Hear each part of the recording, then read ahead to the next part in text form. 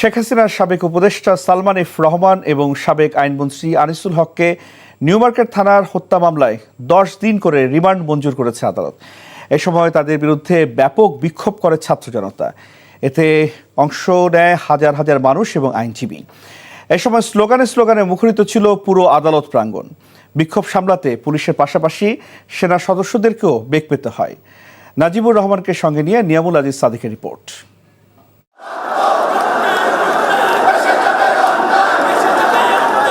হাজার হাজার বিক্ষুব্ধ মানুষের দুয়োধ্বনি এবং ঘৃণার উচ্চারণ দেখা যায় চিফ মেট্রোপলিটন ম্যাজিস্ট্রেটের আদালতে। আনিসুল ও সালমান এফ রহমানের বিরুদ্ধে বিক্ষোভে ফেটে পড়ে সাধারণ মানুষ।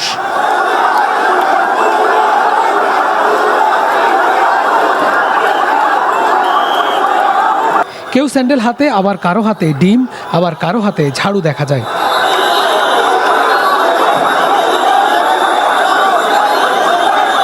আইনজীবী থেকে শুরু করে শিক্ষার্থী এবং সাধারণ মানুষের এমন বিক্ষোভের মুখে কড়া প্রহরায় ঢাকা মেট্রোপলিটন ম্যাজিস্ট্রেট মামুনুর রশিদের আদালতে তোলা হয় সাবেক আইনমন্ত্রী ও শেখ হাসিনার উপদেষ্টাকে।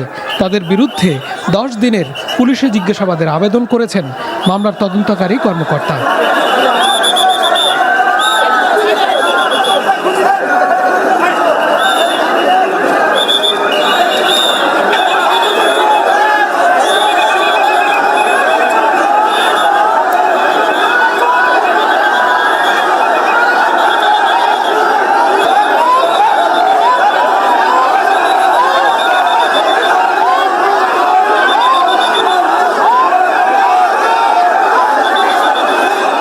সন্ধ্যা 6টা নাগাদ তাদের আদালতে আনা হয়।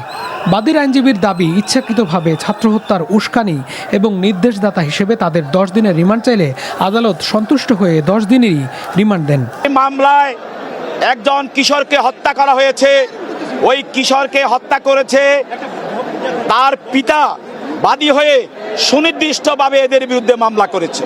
সে বলেছে এদের নির্দেশে সহযোগিতায় যোগ সাথে আমার সন্তানকে হত্যা করা হয় এবং তারা 10 দিন রিমান্ড চেয়েছিল। প্রসিকিউশন 10 দিনের রিমান্ড মঞ্জুর করা হয়েছে। মঙ্গলবার সদরঘাট থেকে নৌপথে পালানোর সময় পুলিশ তাদের গ্রেফতার করে। রাতে ঢাকা মহানগর গোয়েন্দা পুলিশের কার্যালয়ে তাদের রাখা হয়।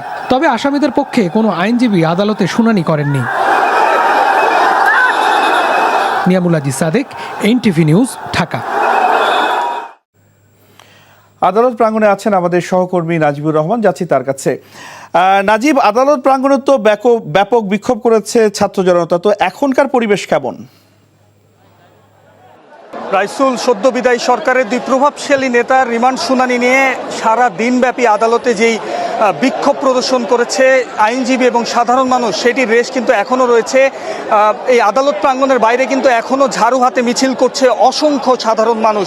এবং সাধারণ মানুষ দিনব্যাপী যেই পরিবেশ সৃষ্টি করেছে, এখানে বিক্ষুব্ধ জনতা যেভাবে তারা অবস্থান করেছে, গত কয়েক দশকে আদালত প্রাঙ্গণে এমন পরিবেশ হয়তো কেউ দেখেননি। এবং যেই মুহূর্তে এই ক্ষমতাসীন দল, সদ্য বিদায়ী দলের যেই প্রভাবশালী 2 নেতা যেই মুহূর্তে এই আদালত প্রাঙ্গণে প্রবেশ করে, বিক্ষোভে ফেটে পড়ে পুরো এলাকা। এবং আইনজীবীরা কিন্তু জুতা নিয়ে, এমনকি ঝাড়ু নিয়েও মিছিল করতে আমরা দেখেছি। এবং এক পর্যায়ে তাদের আসামিদের অভিযুক্ত যারা রয়েছেন তাদের উপর ডিম নিক্ষেপ করা হয়, জুতা নিক্ষেপ করা হয়, যেটি কিন্তু একেবারেই নজিরবিহীন পরিবেশ বলা যায়। এমনকি আপনি এখন এই মুহূর্তে দেখতে পাচ্ছেন যে বিপুল সংখ্যক মানুষ আসামিদের বিচার দাবিতে কিন্তু এখানে বিক্ষোভ করছে। আইন শৃঙ্খলা বাহিনী তাদেরকে নিরাপত্তা দিচ্ছে। এখনও আদালত প্রাঙ্গণে আছেন 2 আসামি। রিমান্ড শুনানি হয়েছে। রিমান্ড শুনানিতে কিন্তু এজলাসও আমরা দেখেছি। আইনজীবীদের বিক্ষোভের মুখে বিচারক কিন্তু 10 দিনের রিমান্ড দিতে বাধ্য হন।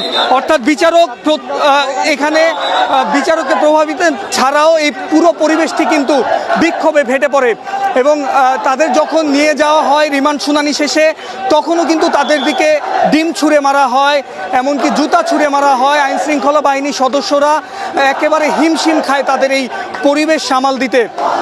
এখনো পর্যন্ত বিক্ষোভ চলছে, বিক্ষোভ আরও কিছুক্ষণ চলবে। তারা যতক্ষণ না এই প্রাঙ্গণ ছেড়ে যাবেন ততক্ষণ পর্যন্ত তারা এখানে অবস্থান করবে, এমনটি তারা বলছেন।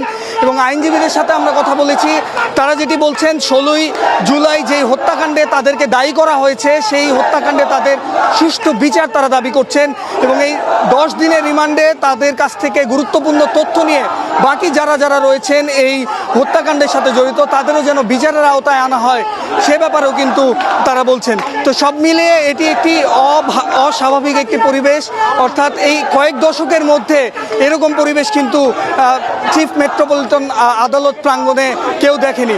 এখনও বিক্ষোভ চলছে, আরও হয়তো কিছুক্ষণ চলমান থাকবে। তো সব মিলিয়ে এই ছিল আমার কাছে আদালত প্রাঙ্গণ থেকে সর্বশেষ।